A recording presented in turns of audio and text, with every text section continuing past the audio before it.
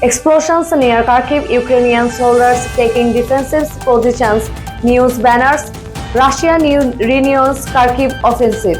Ukrainian pleads for more Western supports.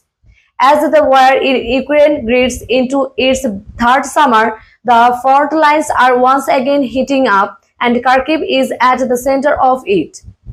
In recent weeks, Russian forces have launched a renewed offensive in Ukraine's northeast, aiming to break through near Kharkiv, the country's second-largest city, a symbol of Ukrainian resistance. The battle for Kharkiv region. Battle maps showing troop movements, footage of missile strikes, and Ukrainian center fire. Russian troops have intensified attacks on towns and villages along the Kharkiv borders, including Vovsas and Kupianians, using a combination of infantry, artillery, and a drone swarm. Military analysts say the new offensive appears to be aimed to stretching Ukrainian defense, forcing Kyiv to divert troops from other key fronts in the Donbas and southern Zaporizhzhia region. Ukrainian commanders say that they are trying to overwhelm us with numbers, waves of drones and artillery, but we are holding the line.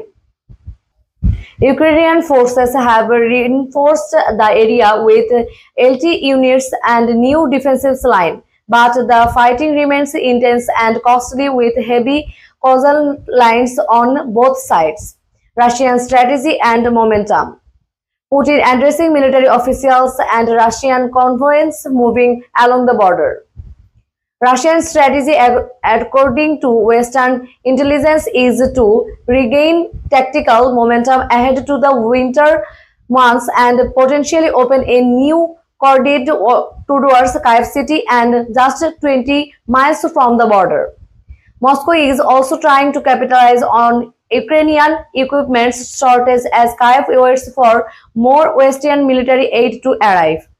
So far, Russia's gains have been measured, but any breakthrough would have massive strategic consequences, cutting off key supply routes and damaging morale. Western aid delayed and disputed. US Congress, NATO submit footage and creates of and automation being loaded. One of the biggest variables in Ukraine's defense. Western supports. After months of delays, the United States and European allies have resumed shipments of alternative shells, air defense systems, and long-range missiles, but much of it's still in transit. Ukrainian President Volodymyr Zelensky said that we are grateful, but we need more and we need it now. Meanwhile, the debate over continued US funding remains a political flashpoint in Washington, especially as the 2024 election looms and support from parts of the Republican base softened. A long, dangerous road ahead. Civilian evacuating, Red Cross trucks, drone view of destroyed buildings.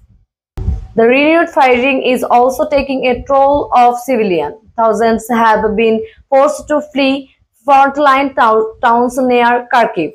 Humanitarian groups warn to a looming crisis and infrastructure collapses under construction shelling.